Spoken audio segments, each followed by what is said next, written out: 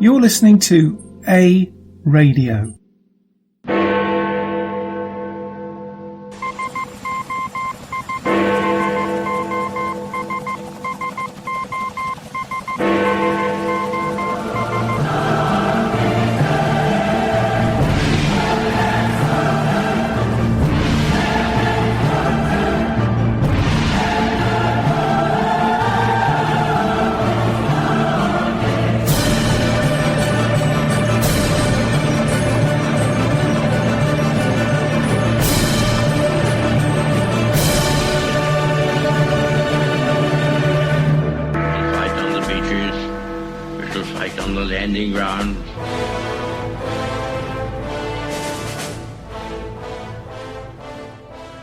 Thank you for joining us. You're listening to A Radio, and this is The Morning Moment.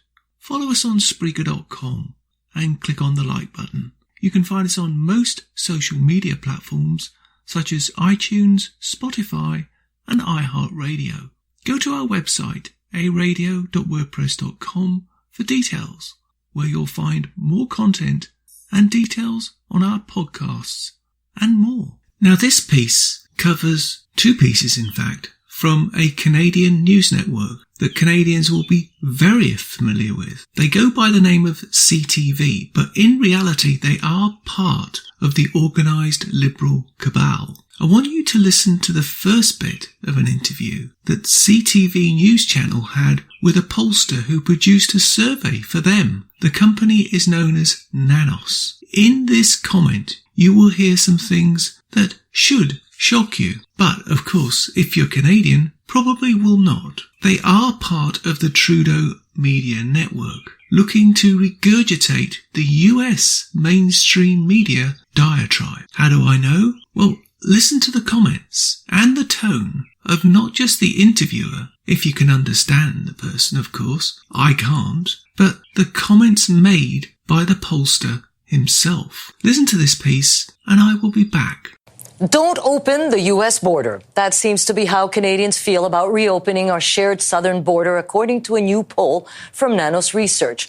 What's making Canadians uneasy about the border? Let's get some insight with the man behind the numbers, pollster Nick Nanos of Nanos Research. Hey, Nick Nanos, nice to see you. I hope you're doing well. Welcome to Power Play. I want to take us to that border because you asked Canadians if they wanted to see that border completely reopened. We should say that it's closed to casual travelers and tourists, but it's open to travel and trade. But Canadians want to keep it closed to those travelers and those tourists. What are they telling you? You know, what's interesting in the new CTV Nanos survey, only 1 out of every 5 Canadians, or 20%, believe that the border should be opened for non-essential travel. And about 40% think that it should be closed till the end of the summer. And another 3 out of every 10 Canadians believe that it should be closed until there's a vaccine. You know, the ironic twist is we don't even know whether a vaccine will be created. So that could be a very long time. But what this speaks to is the fact that for many Canadians, when they think about the COVID-19 virus, they start off with thinking about them and their family, then they start thinking about their community, their province, their country, and then they're probably looking at the United States. And when they see what's going on in the United States, it's pretty clear that there's a significant number of Canadians that have concerns about what's happening there, and it makes them kind of hesitant when it comes to opening up the border for non-essential travel.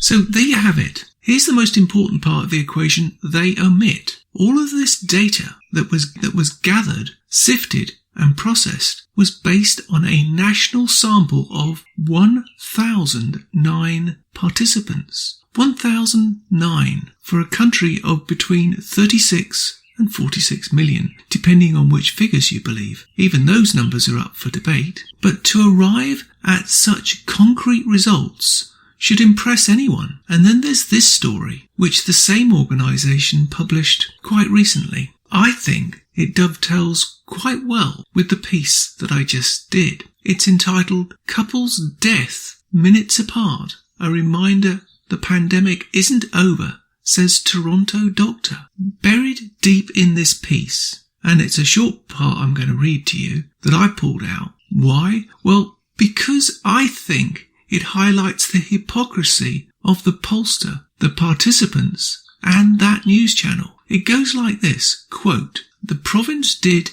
announce it had completed 20,822 tests in 24 hours leading into Thursday morning. That's more than any other day. More than 3/4 of the province's active cases are in Greater Toronto and the Hamilton area. Yet Sharkaway is alarmed and disturbed to see people hugging neighbours on the street or gathering together in large numbers to share food. He wishes they could experience a day in his hospital. Quote, "They should look around at the people dying and families destroyed by this pandemic. Their lives will never recover. The public needs to understand we are all connected together in a chain," he says. "What someone does on one side of a city can drastically impact someone on the other side." That's just part of the piece. But the point I wanted to pick up there was the first part of that statement. More than 3/4 of the province's active cases are in Greater Toronto and the Hamilton area.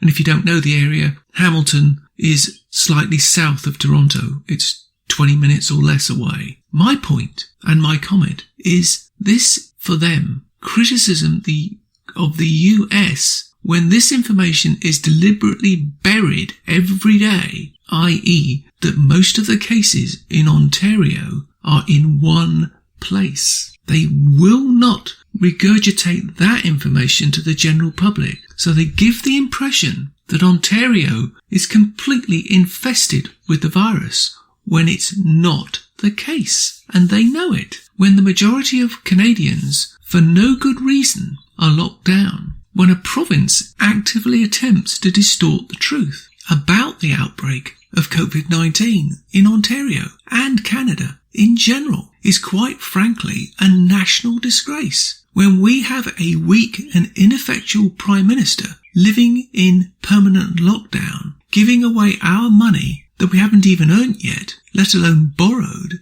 is a disgrace. Attempting to continue a lockdown of not only the province of Ontario but Canada as a whole should be quite rightly exposed for what it is. Political correctness run amok. The fact is, the dirty little secret as far as Ontario is concerned is Toronto. Toronto is the hot spot, but neither the Premier of Ontario or the media will admit it. Why? Well, it's simple. Canadians know why. It's because where they all work and play in the mainstream media. Nothing would be more soul-destroying for them, for the whole of GTA, that's Greater Toronto area, to be in complete lockdown while the rest of us carried on as usual. It would expose once and for all their city plan for us all, i.e. Agenda 2030. It is completely and utterly flawed. If they were to admit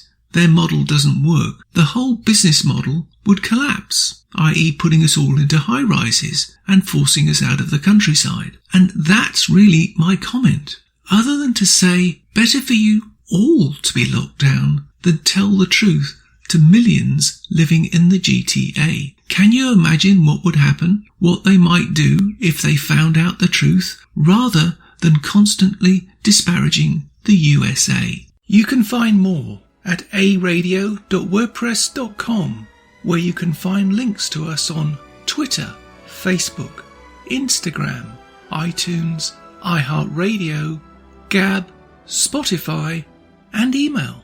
We're on Spotify under the podcast section. Type in Canadian Politics with a twist and you'll find us. We are continuing to reach out to you, so please pass these links on to your friends. Please click on the follow button on Spreaker.com. You can listen to all our morning moments at Spreaker.com/A-Radio. EHRADIO, A-Radio. And please click on the like button. Join us Monday, Wednesday and Friday at 11:45 Eastern, and tell your friends and pass the word. We only tell the truth, not what the mainstream media want you to know.